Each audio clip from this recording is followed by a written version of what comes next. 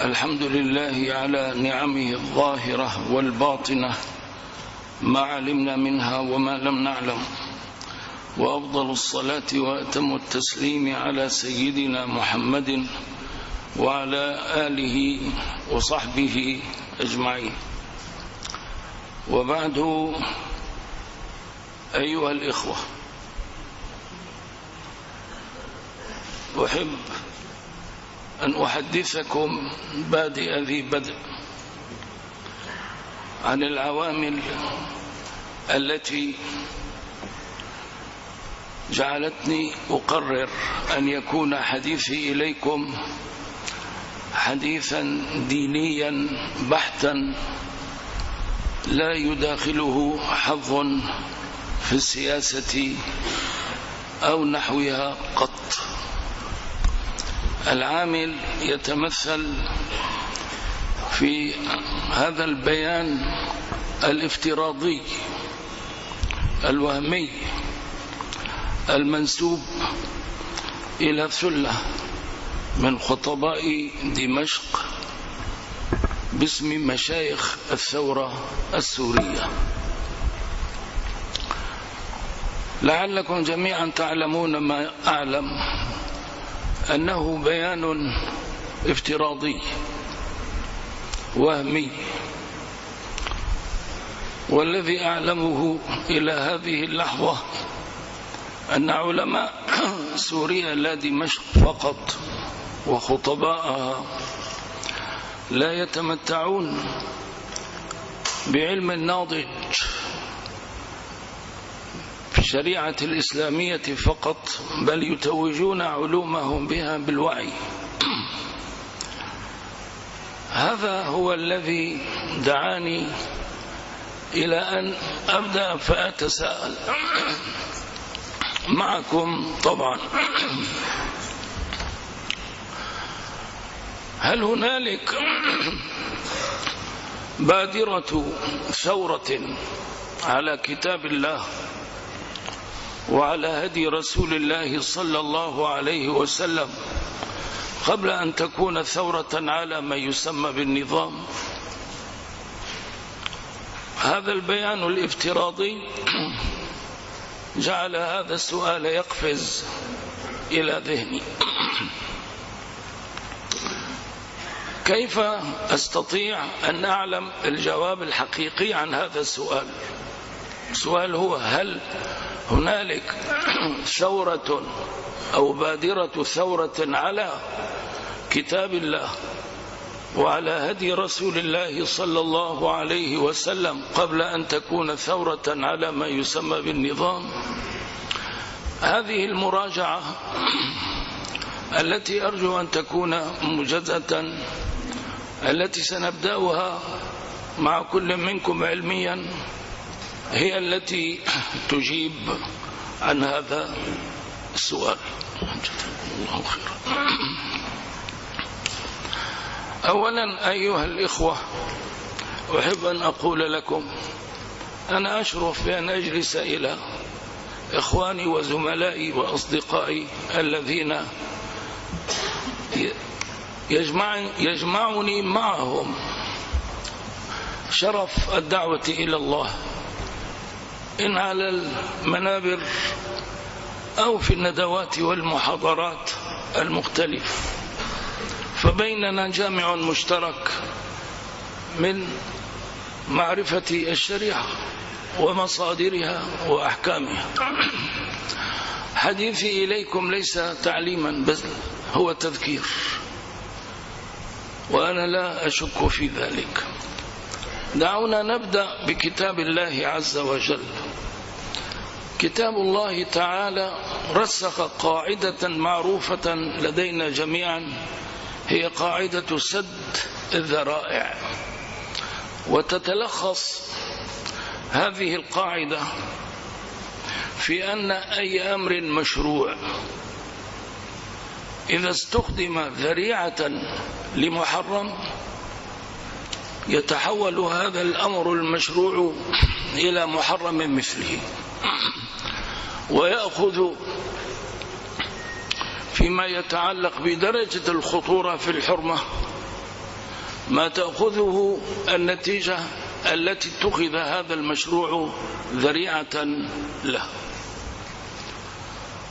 وفي كتاب الله عز وجل أكثر من نص على هذه القاعدة، لكن أبينها وأصرحها قول الله عز وجل: ولا تسبوا الذين يدعون من دون الله فيسبوا الله عدوا بغير علم. تلاحظون أن الله عز وجل حرم سب المسلمين للأصنام، وهو في الأصل مشروع. سب الأصنام أمر مشروع، لكن الله عز وجل حرمه عندما يكون ذريعة لسب المشركين لله عز وجل.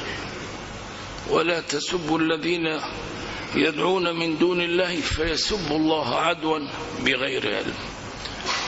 استظهر جميع علماء الشريعة من ذلك مبدأ سد الذريعة.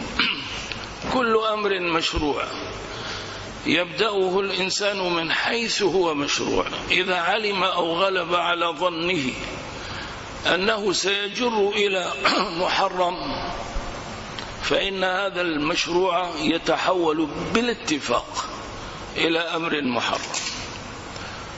وهذا يمكننا بل ينبغي أن نتذكر أن من أبرز الإسقاطات التي تجسد هذا القانون هذه المسيرات التي أقبل إليها كثير من الناس في بادئ الأمر بنية طيبة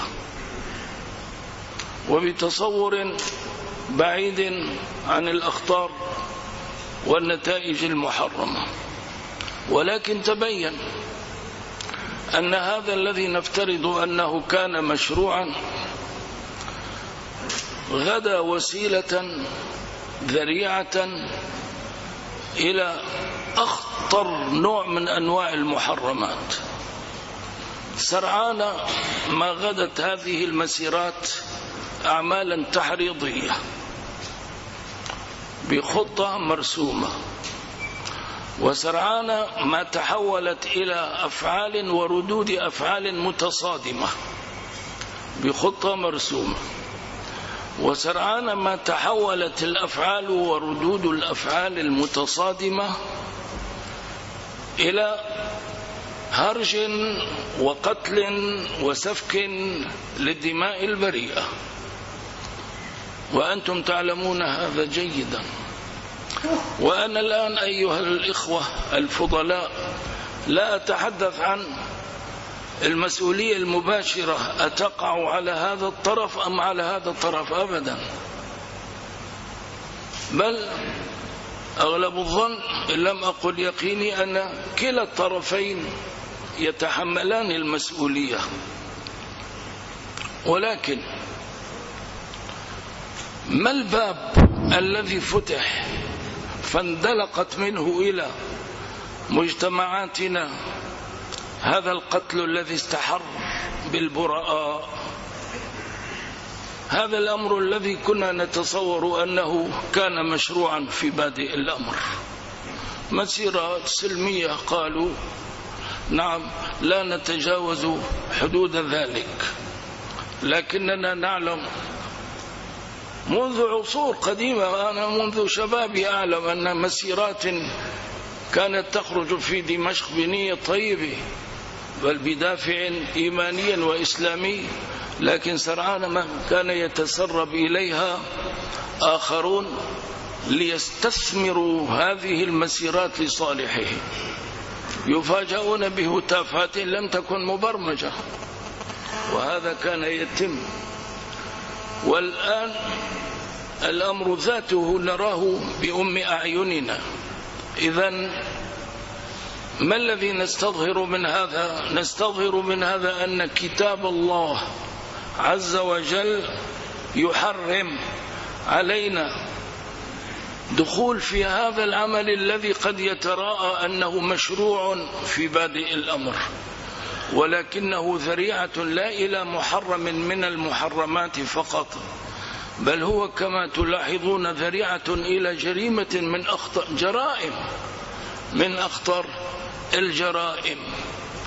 إذن فالشريعة الإسلامية تأمر بسد هذه الذريعة. نعم. طيب، ما موقف رسول الله صلى الله عليه وسلم من هذا القانون أو من هذه الآية؟ كان موقفه كما تعلمون موقف الشارح وموقف المطبق لهذه القاعدة وتحويلها من المستوى النظري إلى الواقع التطبيقي. لاحظوا مظاهر تطبيق رسول الله صلى الله عليه وسلم لقانون سد الذرائع، تطبيق ذلك في عصره ولفت نظر المسلمين في العصور الآتية إلى ضرورة تطبيقه. الحديث المتفق عليه الذي يرويه أبو هريرة يقول فيه رسول الله صلى الله عليه وسلم: ستكون فتن بعدي من استشرف لها تستشرفه، فمن وجد منها ملجأ أو معاذا فليعوذ به. طيب، هذا أمر من رسول الله أن يبتعد عن هذه الفتن، ذلك لأنها ذريعة إلى محرم، بل ذريعة إلى جرائم لا يتأتى للإنسان أن يضبطها وأن يضع لها حدا. تعالوا إلى الحديث الآخر، وأنا مبدأي في كما قلت لكم ديني، أذكر نفسي وأذكركم بكلام رسول الله. لأن تساءل: هل بدأنا ثورة على كلام رسول الله قبل أن نبدأ الثورة على ما يسمى بالنظام؟ أريد أن أعلم الجواب في النهاية. يقول رسول الله صلى الله عليه وسلم فيما رواه مسلم والحاكم من حديث أبي بكرة: إنها ستكون فتن، ألا ثم إنها ستكون فتن، القاعد فيها خير من الماشي فيها، والماشي خير من السعي إليها، فإذا نزلت أو وقعت فمن كان له غنم فليلحق بغنمه، ومن كانت له أرض فليلحق بأرضه، ومن لم تكن له غنم أو أرض فليعمد إلى سيفه فيدق على حده بحجر، ثم لينجو بنفسه اللهم هل بلغت، اللهم هل بلغت، اللهم هل بلغت، كررها 3. فقال رجل: يا رسول الله، أرأيت إن أكرهت حتى ينطلق بي إلى أحد الصفين أو الفئتين، الشك من الراوي، فضربني رجل فقتلني، قال: يبوء باسمه وباسمك ويكون من أصحاب النار.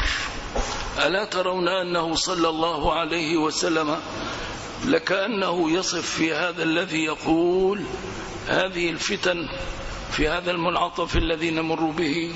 طيب، حديث آخر، وأحب أن أقرأ لكم النصوص حتى لا أزيد من عندي كلمة أو أضيف كلمة. نعم، أنا لا آتي برأي من عندي، هذا كلام رسول الله أقرأه. وصف رسول الله صلى الله عليه وسلم هذه الفتنة وصفا دقيقا، وحذر من التورط فيها في آخر الحديث قائلا: عليك بخاصة نفسك ودع عنك أمر العامة. الحديث يرويه الترمذي والنسائي وابن ماجه والحاكم. سأله أحد الصحابة عن الموقف الذي ينبغي أن يتخذه وقد أخبر عن فتن مدلهمة ستقع. قال له: أمسك عليك لسانك وليسعك بيتك وابكي على خطيئتك.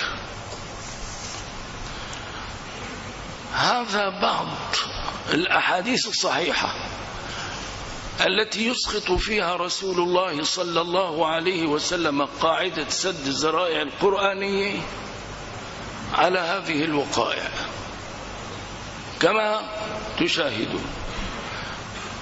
قبل أن أنتقل إلى نقطة أخرى، هنالك من ناقشني وأنا أذكره بهذه